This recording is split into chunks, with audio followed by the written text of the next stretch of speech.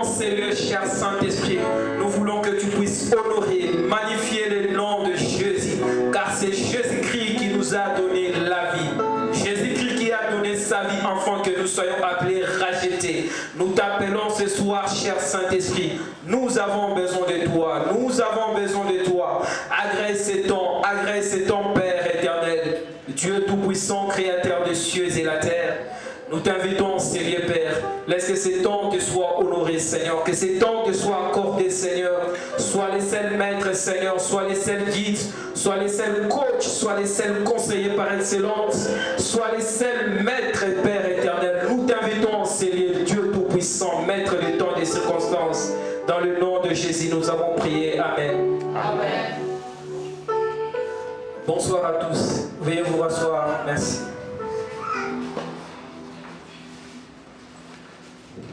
Alléluia. Nous rendons grâce premièrement au Dieu Tout-Puissant, Créateur des cieux et la terre, qui nous a fait ces privilèges et cette lourde responsabilité de pouvoir nous tenir au-devant de vous.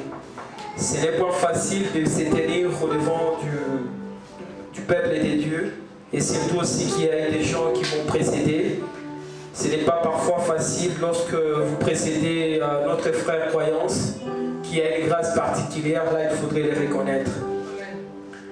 Au-delà de tout, je tiens à remercier notre pasteur, le pasteur Padou, le père de la maison, de pouvoir me faire encore confiance, de pouvoir me tenir au devant de vous, puisque c'est un risque au même moment de pouvoir céder son bureau, puisqu'il ne sait pas qu'est-ce que je vais dire, mais il m'a fait cette grâce, ce privilège de me tenir au devant de vous. Merci, cher papa.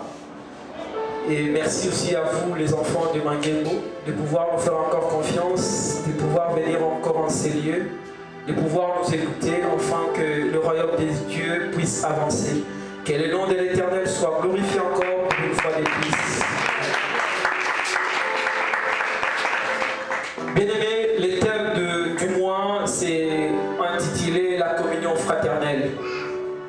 Il nous a été donné la définition par les frères croyants, ce qui a beaucoup plus retenu mon attention, c'est dans la communion.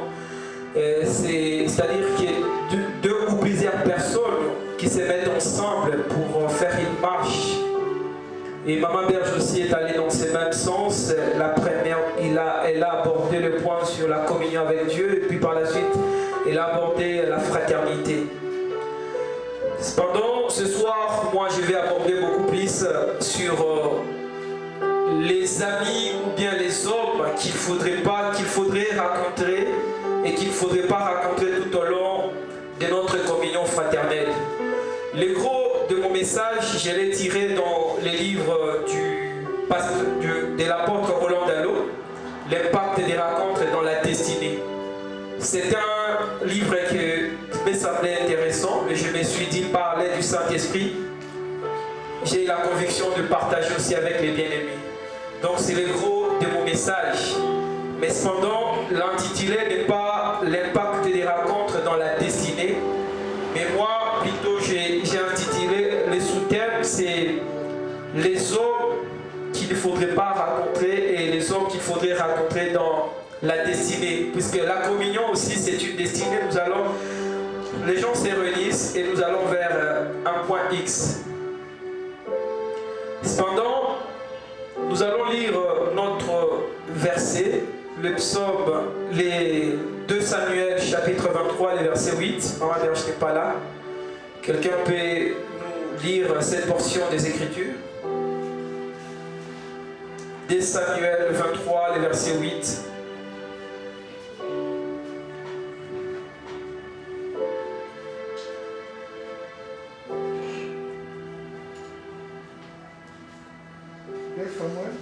Samuel 23, verset 8.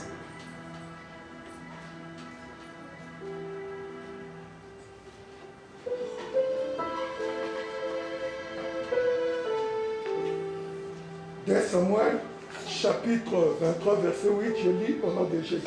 Amen. Voici le nom de vaillants hommes qui étaient au service de David. Joshab, Bachébet, Tachek Monite, l'un des principaux officiers. Il brandit la lance sur 800 hommes qui fit périr à une seule fois. Merci beaucoup, pasteur. Bien-aimés, en lisant cette portion des Écritures, vous vous rendrez compte que le roi David était entouré des hommes, des vaillants héros. Et sur base de cette portion des Écritures que j'ai tiré mon sous-thème, parce que lorsque vous êtes dans une communion fraternelle, il faudrait savoir une chose. Qu'est-ce que Dieu attend de nous? Quelle est notre mission? Chacun de nous, dans une communion fraternelle, doit savoir quelle est sa mission sur la terre des hommes. Tout en étant sur la terre des hommes, chacun de nous a une mission bien fixe, bien précise. Ce qui fait même tout au long de notre parcours, tout au long de notre chemin, nous ne sommes pas comme tous les autres. Sachant bien notre mission, cherchant bien notre responsabilité, nous ne pouvons point nous comporter comme tout le monde. Nous avons une certaine discipline, nous avons des gens à sélectionner dans la vie. Tout en étant chrétiens, chrétiennes, nous ne pouvons pas être ensemble avec n'importe qui. Nous devons avoir des gens avec qui nous devons marcher dans cette communion fraternelle. Parce que tout au long de la communion fraternelle, il y a des dangers. Nous ne savons pas qu'est-ce que le diable nous guette tout au long de notre chemin. C'est ainsi, tout au long de mon intervention, je parlerai, comme je l'ai dit, des hommes avec grand H. Cela voudrait dire la femme ou l'homme qu'il ne faudrait pas rencontrer et des femmes qu'il faudrait rencontrer. Et dans la Bible, je vais aller plus dans... Je pris des cas dans le livre de l'apôtre Roland Dallot. Le premier cas, c'est dans Juge. Je ne sais pas si quelqu'un va nous lire. Juge chapitre 13. Là, c'est l'histoire de Samson et Dalila. Dans Juge chapitre 13, on nous donne la mission de Samson. Juge chapitre 13. Quelqu'un peut nous lire, Juge chapitre 13. Oui. À partir du premier verset. Oui. Je le nomme Jésus. Amen. Les enfants d'Israël firent encore ce qui déplaît à l'Éternel. Et l'Éternel les livra entre les mains des Philistins pendant 40 ans. Il y avait un homme de Tsésorah, de la famille des Danites, et qui s'appelait Manoah. Sa femme était stérile et n'enfantait pas. Verset 3. Un ange de l'Éternel apparut à la femme et lui dit: Voici, tu es stérile et tu n'as point d'enfant. Tu deviendras enceinte et tu enfanteras un fils. Verset 4. Venez au verset 5, partie B. Verset 5, partie B. Les rasoirs ne passera point sur sa tête, parce que cet enfant sera consacré à Dieu dès le ventre de sa mère. Ce sera lui qui commencera à délivrer Israël de la main des Philistins. Alléluia. En lisant cette portion des Écritures, vous vous rendrez compte avec moi que Dieu a donné une mission à Samson. Il avait pour mission de délivrer les enfants d'Israël. Parce qu'ils étaient assiégés par les Philistins. Et il fallait que quelqu'un, un sauveur, un libérateur qui vienne libérer le peuple de Dieu, qui est le peuple israélite. Mais cependant, la vie de Samson ne connaissait pas ça. Parce que comme il est écrit, Samson qui signifie petit soleil de Dieu en hébreu. Et Delilah signifie coquette, comme dit le pasteur Roland Dallot. Attirante, qui signifie Delilah. Donc elle attire tout le monde. Et Samson signifie petit soleil de Dieu en hébreu pour Israël. Samson, après avoir accompli certaines de ses missions, il a combattu les Philistins. Il les a combattus. Mais tout le temps, parce que Dieu lui avait donné cette mission, de pouvoir mettre à côté, de pouvoir dégager le peuple, le Philistin, qui assiégeait les Israélites. C'est la mission de Samson. Malheureusement, Samson, ne connaissant pas sa mission, il a eu une rencontre. Il a fait une communion. La communion, comme l'a dit les frères croyants, c'est cet ensemble où il devait aller avec quelqu'un. Et cette personne-là s'appelle Delilah. Tout au long de sa mission, il a rencontré Delilah. Et dans le verset, il est dit, Samson, on peut lire les juges, le verset 16, chapitre 16, verset 21. Juge chapitre 16, le verset 21. J'ai le nom de Jésus. Amen. Les Philistins les saisirent et lui crevèrent les yeux. Et ils le firent descendre à Gaza et les lièrent avec des chaînes des reins. Ils tournaient la meule dans la prison. Merci beaucoup. Tout au long de ces... Je vous ai épargné du début. Vous vous rendrez compte lorsque Samson était d'abord parti voir ses parents pour demander à ses parents qu'ils aillent prendre une femme par révélation que Samson avait demandé la main de cette femme. Mais comme sachant que le Philistin n'allait pas accepter, c'était une façon de pouvoir le ridiculiser, de pouvoir lui montrer que Dieu était avec lui. Maintenant les Philistins se sont dit, mais finalement c'est monsieur-ci nous rend la tâche difficile. Comment allons-nous faire pour le neutraliser? Comment allons-nous faire pour l'anéantir? Tout au long, comment allons-nous faire pour l'anéantir? C'est ainsi qu'ils ont envoyé Delilah. Sur son chemin, il a rencontré Delilah. Et les passages que nous venons de lire, nous nous rendons compte, c'est, comme dit le pasteur Roland Dallot, c'est une triste fin de Samson. Ne sachant pas bien sa responsabilité. Bien aimé, tel que nous sommes là, nous sommes enfants de Dieu. Chacun de nous a une mission bien particulière. Chacun de nous sait ce qu'il est, ce qu'il faut. Et nous ne pouvons pas nous promener comme tout le monde. C'est comme on dit dans un marché, vous ne pouvez pas voir les canards et les poules vendre, on ne peut pas les vendre au même prix. De la même façon, nous, enfants de Dieu, nous ne pouvons pas nous mélanger avec toute personne. Certes aussi même dans l'église, c'est comme dit même le pasteur, Patrice Ngoy Moussoko. Il dit lorsque nous fouillons les mondes pour aller à l'église, nous rencontrons même au sein de l'église, il y a des gens aussi. Mais cela ne veut pas dire qu'on doit se méfier de tout le monde. Tout au long de notre parcours, tout au long de notre communion, nous devons savoir qui est-ce que nous pouvons approcher. Qui est-ce avec qui nous pouvons marcher. Si une fois nous faisons un faux pas, un moindre faux pas, c'est fini. La mission, nous ne pouvons pas arriver jusqu'au bout de notre mission. C'est la même façon avec Samson, vous verrez, à la fin de compte, il ne s'est pas rendu compte que la femme qui était avec lui, la femme qui devait l'accompagner dans sa mission, mais Samson a écouté sa mission, parce que tout cela accorde un attachement. Bien aimé, dans la communion fraternelle, oui c'est bien, mais avec qui nous devons nous attacher? Avec qui nous devons partager notre pain? Avec qui nous devons partager nos idées? Avec qui nous devons partager nos visions, bien-aimés? Ce n'est pas toute personne qui s'approche à nos côtés et qui veut voir notre avancement. Ce n'est pas toute personne qui veut voir notre succès, bien-aimés. Il y a de faux amis dans la vie, dans le parcours. Le parcours que nous menons, c'est un parcours qui n'est pas facile. Dadina cessait de le dire, tant que nous serons sur la terre, c'est une bataille. Et chaque jour, nous devons être sélectifs dans tout ce que nous faisons. Même dans notre relation avec frères et sœurs, nous devons savoir. Bien évidemment, il y a certains indices qui ne trompent pas. Moi, en lisant les passages des juges, je me suis dit, parce que la première fois quand Samson se rend compte, après avoir dit à Delilah qu'il faudrait m'attacher d'abord des cordes, des 7 cordes d'abord. Et directement, subitement, il voit les Philistins surgir. Ça peut être un indice, mais tiens, comment est-ce qu'on m'a attaché? Aussitôt dit, aussitôt attaché. On doit se poser la question, mais comment est-ce que ces gens ont su? Mais Samson, ne sachant pas cela, il était enivré d'amour. Un amour aveuglé. Et voilà, pour la première fois, il dit à Delilah, voilà, il faut m'attacher la corde. Quelques temps après, on voit les Philistins surgir, bon. Et la seconde fois, encore. Et Delilah dit, mais tu m'as trompé, et tu es fâche. Mais avec tous ces indices bien aimés, nous pouvons se dire, mais comment est-ce possible? Parfois, Dieu cherche à nous écarter. Mais ne voulant pas écouter la voix de Dieu, bien aimé, parfois nous laissons tomber par les sentiments.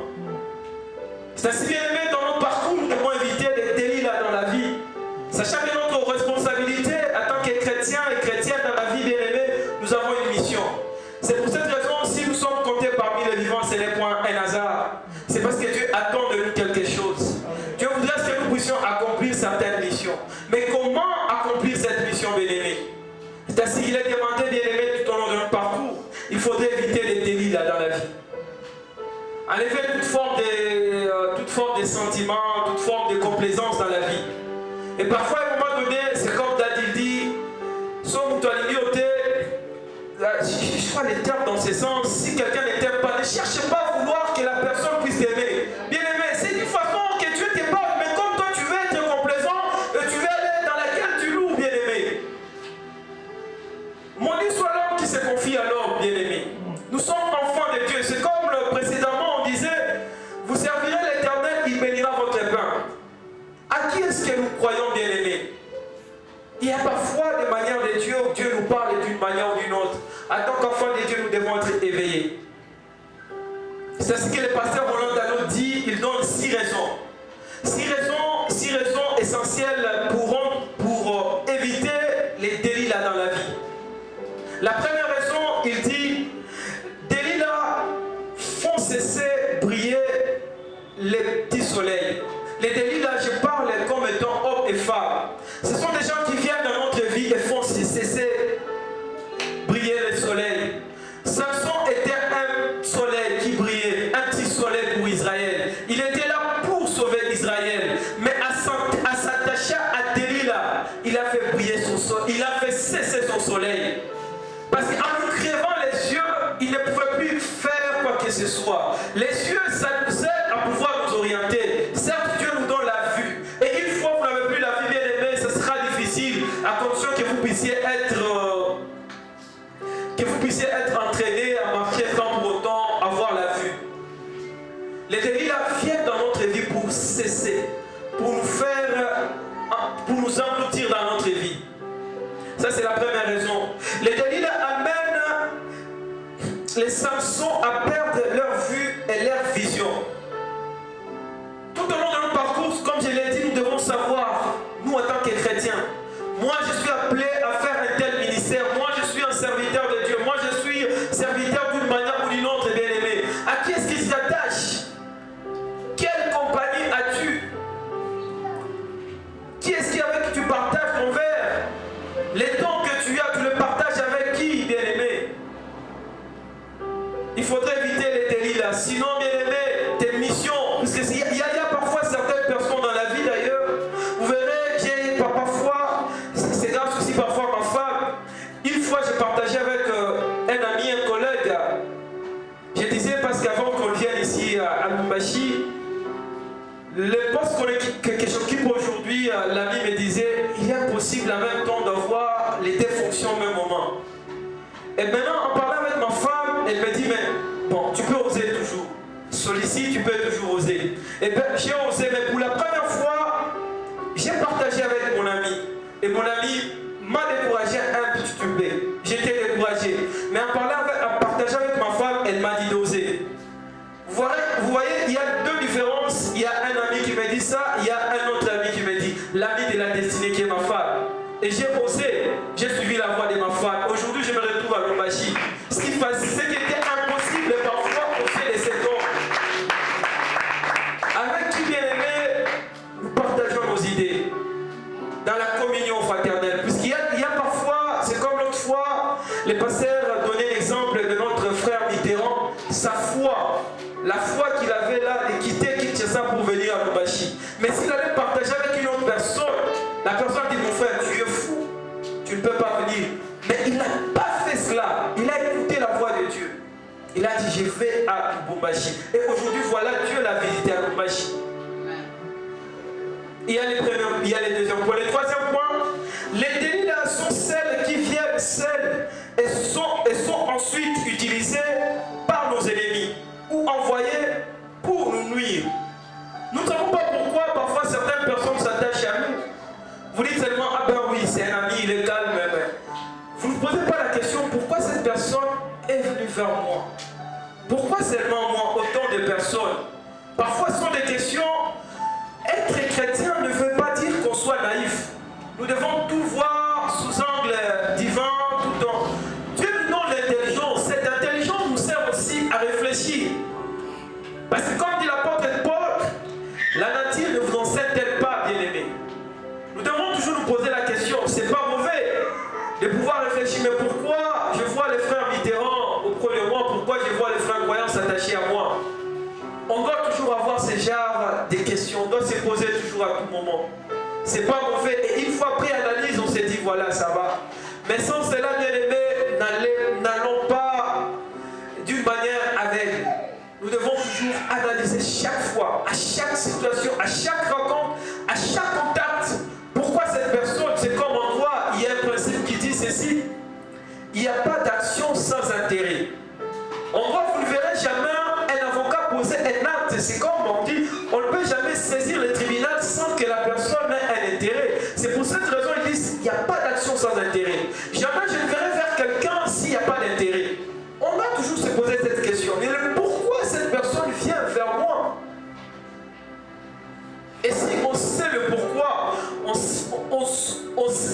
pourrait prendre les mesures, puis on pourrait prendre des dispositions vis-à-vis de cette personne. Mais sinon, si nous allons juste vague, bien aimé, nous allons tomber, nous serons comme des Samson. Nous allons nous retrouver et puis on dira si je savais. Mais malheureusement, le temps perdu ne revient jamais. C'est très difficile. Dieu nous donne certaines opportunités à nous de pouvoir les exploiter. Et si nous ne savons pas analyser ces temps, bien aimés, ça sera perdu, un temps perdu. Il y a encore le quatrième point. Les délits là, il y a ces quatrième point. Les délits là, il ne faut jamais les rencontrer ou carrément les éviter à cause de leur côté nocif. Parce que tu peux te dire non, je vais les changer. C'est un ami bien aimé. C'est un compagnon dans la fraternité, un ami dans la communion. Il y a certaines, dans le parcours de l'homme, il y a certaines personnes qui nous servent de marche-pieds. Certaines personnes sont des escaliers. Certaines personnes sont appelées pour nous accompagner tout au long de la vie. Nous ne pouvons pas nous attacher seulement éternellement à une personne bien aimée. Et si on voit bien que cette personne, elle est nocive bien aimée, on doit se détacher. Sans cette personne, avant que cette personne arrive dans ta vie, tu existais, tu allais très bien. Ta vie, tu menais ta vie normalement. Peu importe son rang, peu importe son moyen, peu importe le frère, les contacts qu'il a, ci et là, bien aimé. Avant qu'il ne soit, tu vivais. Et après lui, tu vivras toujours. Sans oublier qu'on est enfant, on est fils d'alliance. Nous dépendons que de Dieu du ciel, très haut. C'est lui qui contrôle toutes choses, bien aimé. Nous sommes appelés à cela, bien aimé. Nous devons éviter les Dalila dans la vie. Sinon, bien aimé, la mission, nous allons enterrer. Nous parlerons, c'est comme on dit, des hommes, des héros qui sont tombés sur les champs des batailles. La mission, parce que parfois on dit non, j'ai une mission, bien aimé, Dieu m'a dit ça. Mais si tu ne sais pas garder cette vision, bien aimé, tu vas te retrouver dans les tombeaux, on ne parlera plus de toi. Dieu n'est pas menteur, mais sauf que c'est toi qui as péché. Tu ne t'es pas conformé à la volonté divine.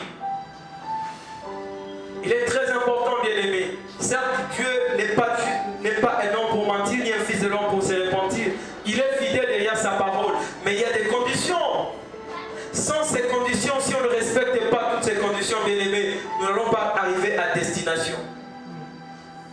Saoul, on lui a donné la royauté. Mais faute d'instruction, il a perdu la royauté. Mais c'est Dieu qui avait donné à Saoul la royauté. Mais comment il avait perdu la royauté? C'est le même Dieu qui a donné encore à David, faute d'instruction. Mon peuple périt par faute de connaissance, bien aimé. Il est très important de savoir qui nous sommes. Nous ne sommes pas appelés à faire tout. Nous ne sommes pas appelés à faire comme tout le monde. Nous ne sommes pas appelés à nous mélanger avec tout le monde. C'est comme cela parfois quand je vais dans certaines fêtes et je suis là sur une table et les gens me disent mais tu ne parles pas, tu ne danses pas. Je me dis voilà, moi toute ma vie c'est ça. Je ne danse pas, je ne bois pas la boisson alcoolique, surtout c'est comme notre foi. Et parfois certaines personnes s'ennuient. Nous ne sommes pas là pour plaire aux gens, mais plutôt qui es-tu? Quelle est ton identité? Si on ne sait pas quelle est notre identité, à tout moment, certes, dans la vie, il y a parfois certaines circonstances qui nous font changer des identités. Mais quel genre de circonstances? Mais cela n'est pas encouragé. Mais nous sommes appelés à demeurer enfants de Dieu, tels que nous sommes. Afin que notre mission, que nous puissions arriver à bon port. Sans cela, nous allons tomber, nous serons comme des Samson. Et la communion, notre communion, sera juste une histoire qui va durer un peu de temps. Il y a le 6e point. Les Delilah sont des personnes qui dévient les destins, ou bien la destinée. Vous voyez, parce que Samson était appelé à délivrer le peuple d'Israël contre les Philistins.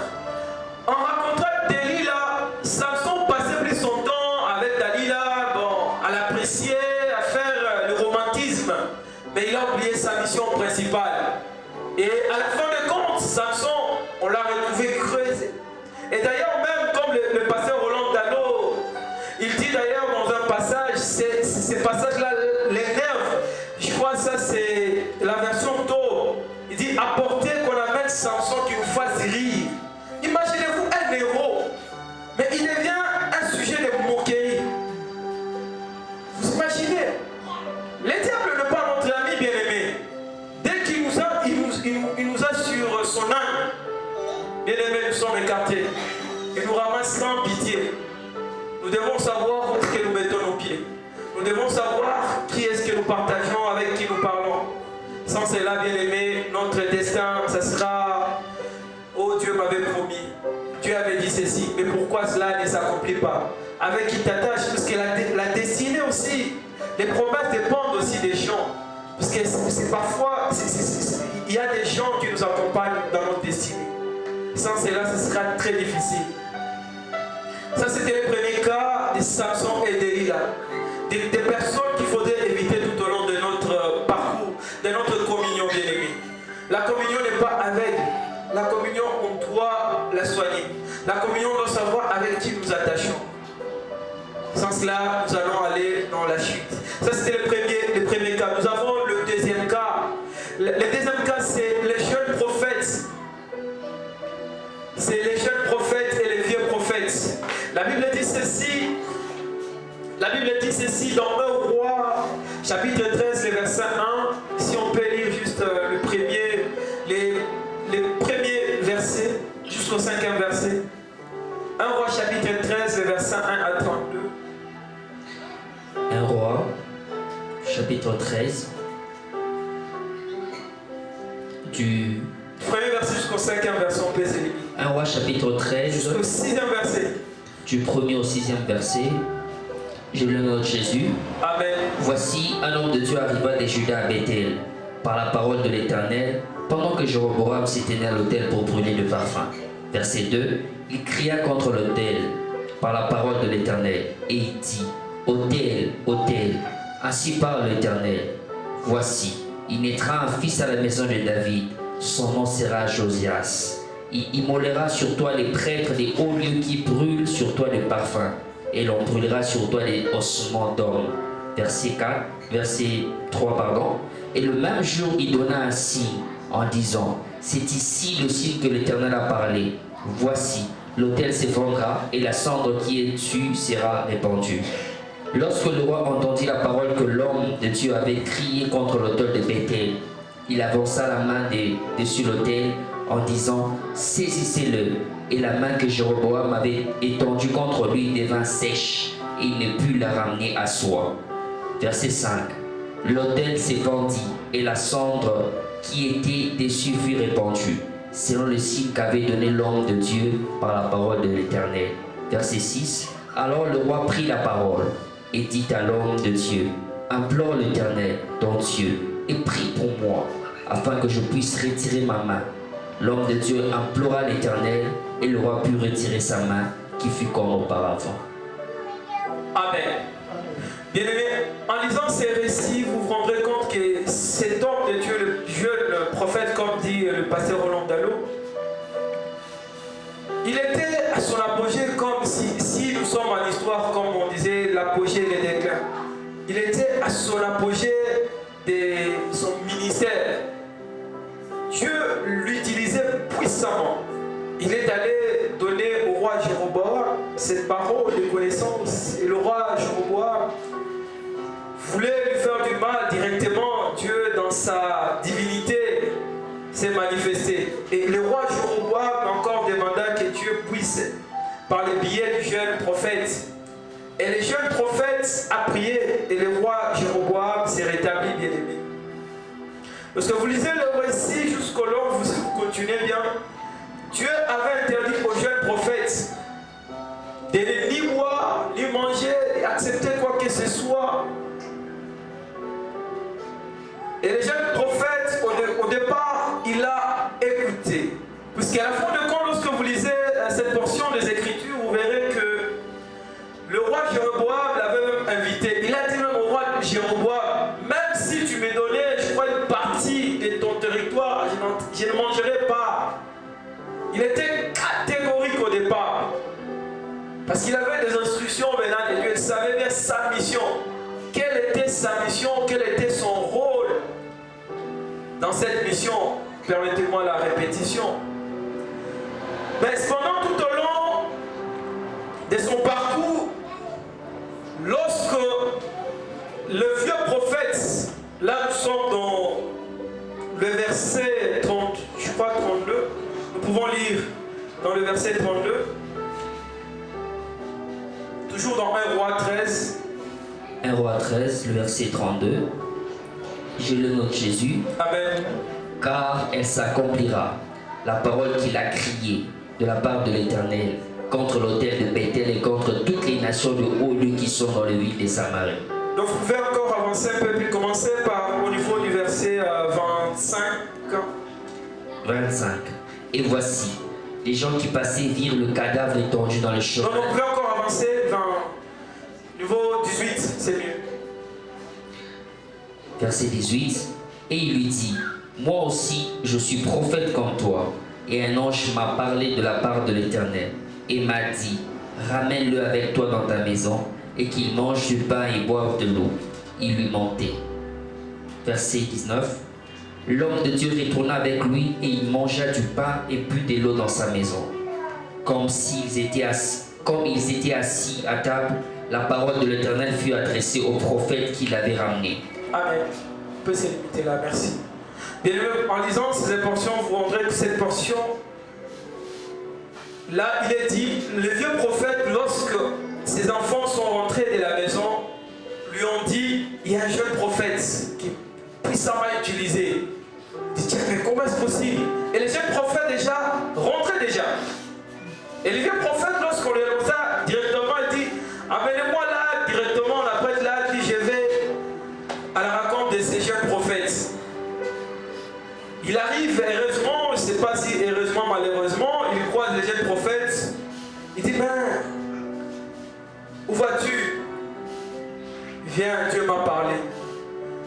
Sans oublier que Dieu lui avait déjà dit, tu mangeras ni faire quoi que ce soit. Surtout, à ce qui concerne, il y avait des interdits. Il avait des interdits stricts qu'il devait respecter à la lettre. Et le vieux prophète vient de maintenant, qui t'a dit cela? Moi aussi, l'ange de l'Éternel m'a dit. Viens, on rentre. Et le jeune prophète, naïf qu'il était, il dit, bon, certainement c'est un vieux prophète. Moi, je suis un jeune prophète. C'est normal, peut-être que Dieu a échangé sa décision. Il accepte, il rentre. Mais nous oublions qu'il avait une mission bien précise. Il rentre, il va avec le vieux prophète. Il partage les pains, il mange, comme il est dit dans le verset 18, 20. Il mange. Comme d'ailleurs, l'apôtre Hollande, alors, il dit, c'est très étonnant. Dans la bouche du faux prophète, Dieu parla toujours. Chose étonnante. Mais au départ, c'était le mensonge. C'est par rapport à l'accomplissement, ce qui allait lui arriver. Bien aimé, en lisant ce récit de la Bible, il y a quelques leçons à tirer, nous en tant que serviteurs de Dieu. Tout le monde ici, nous servons Dieu, en tant qu'enfants de Dieu. Il est dit, les jeunes prophètes, il y avait une certaine naïveté de sa part. Comme je l'ai dit au début, être chrétien ne voudrait pas dire qu'on soit naïf. Certes, c'est comme il y a une méthode en philosophie de Descartes, l'étude méthodique. Certes, c'est pas Il ne faudrait pas le ciel en extrême, mais parfois il faudrait toujours remettre les choses en cause. Et sans oublier que nous sommes enfants de Dieu. À chaque situation, on dit, quelqu'un vient te dire ici c'est noir, mais Dieu t'a dit t'es blanc. Toi, entre la personne et Dieu, qui est-ce que tu crois? C'est l'homme ou bien Dieu? C'est le cas du jeune prophète. Dieu t'a déjà dit. C'est ça. Et quelqu'un d'autre vient te dire, bien aimé, c'est ça. Mais toi, Dieu t'a déjà dit. Pourquoi tu donnes encore ton oreille à une autre personne? La naïveté. Et voilà la conséquence de la naïveté. À part la naïveté, l'apôtre Roland Dallot dit il y a la crédulité. La crédulité, c'est une façon de croire facilement à toute chose. On te dit, bien aimé, tu vois, aujourd'hui, Dieu t'a appelé à aller aux États-Unis. Mais toi, tu sais bien que Dieu t'a dit, tu gagneras ta vie au Congo. Parce que c'est un prophète, et puis tu dis, États-Unis. Parce qu'il y a toujours des armes, bien des astuces que le diable utilise. Et lorsque tu dis, je suis au Congo, on me dit États-Unis. C'est parce que tout le monde qui rêve aller aux États-Unis. Hein. Mais toi, dans ta naïveté, dans ta crédulité, ne dis pas, tiens, que je vais aller aux États-Unis. Mais tu oublies ce que Dieu t'avait dit. C'est très important à ne pas croire, à éviter cela, à donner nos oreilles et puis à croire à toute pensée. C'est même dans le livre de 1 Jean 4, il est écrit, je crois qu'on peut lire le livre de 1 Jean 4, le verset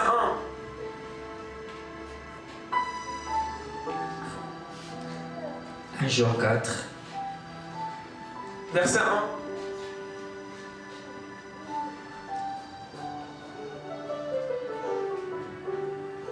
Jean 4, le premier verset, je le donne de Jésus. Amen.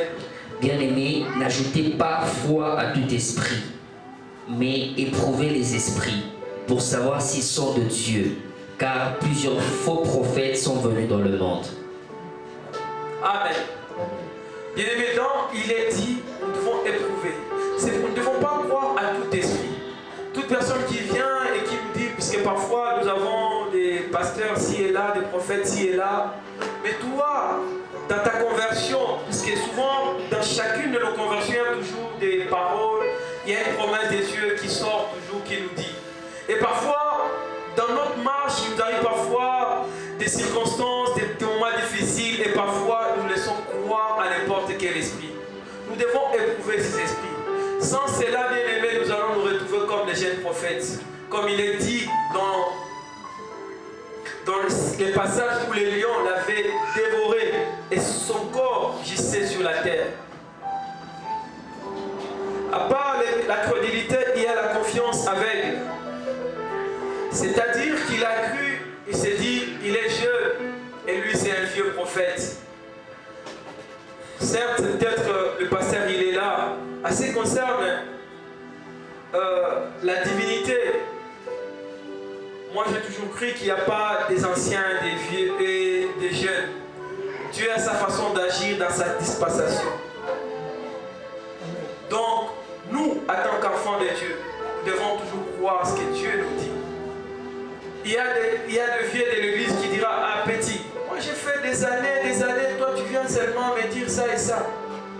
Crois qu'il y a un Dieu au ciel. Et Dieu n'est pas seulement le Dieu là de ce vieux. Nous ne savons pas l'alliance de chacun de nous. Dieu a sa façon de faire, bien aimé. Et c'est ainsi que nous ne pouvons pas nous comparer jamais. Nous pouvons toujours demander l'orientation divine. Qu'est-ce que Dieu a dit?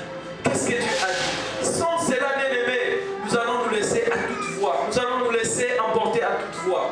Je me souviens une fois, j'étais allé voir un ami de Dieu.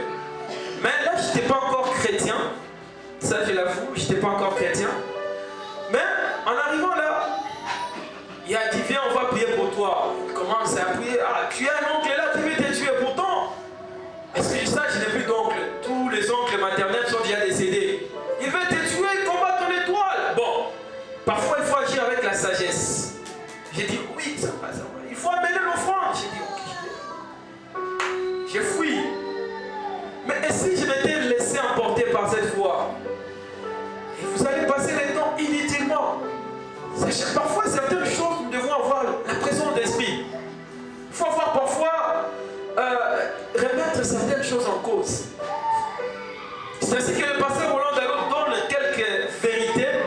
sur les jeunes prophètes.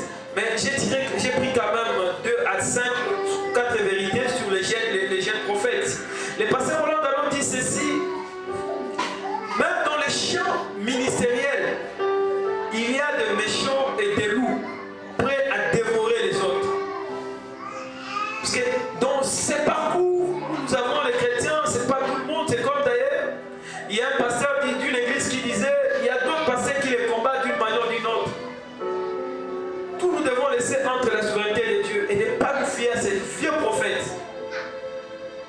Dans notre communion fraternelle, oh non, ça pas qu'à une église, voilà, mais n'a pas de t'aimer dans un diamoya et pouvoir me conseiller au fil du temps, bien aimé.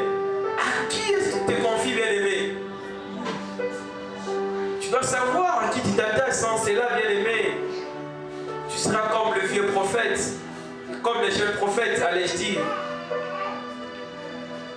Et les pasteurs Roland Dallon, l'apôtre dit, les gens ne sont pas toujours ce que nous croyons.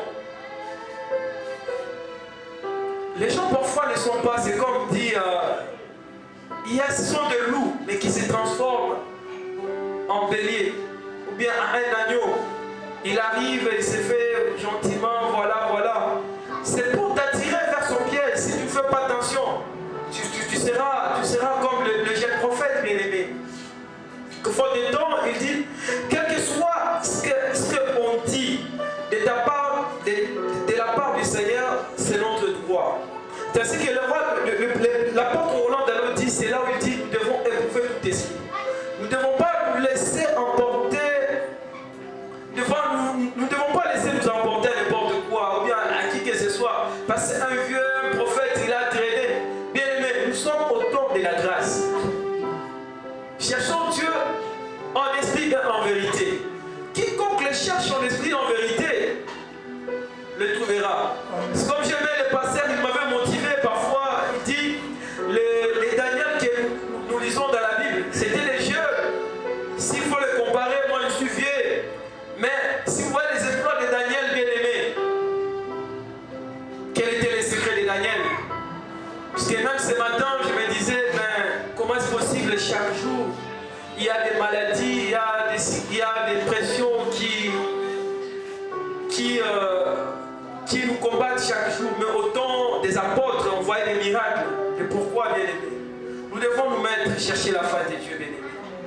Nous devons savoir dans notre compagnon, dans notre marche chrétienne, dans notre communion, bien aimé, nous devons éviter ce genre de personnes, des Dalila et des vieux prophètes, bien aimés. Nous allons demander à Dieu, bien aimé, faute de temps, nous allons nous lever, nous allons demander à Dieu. On peut chanter, je chanterai ta fidélité.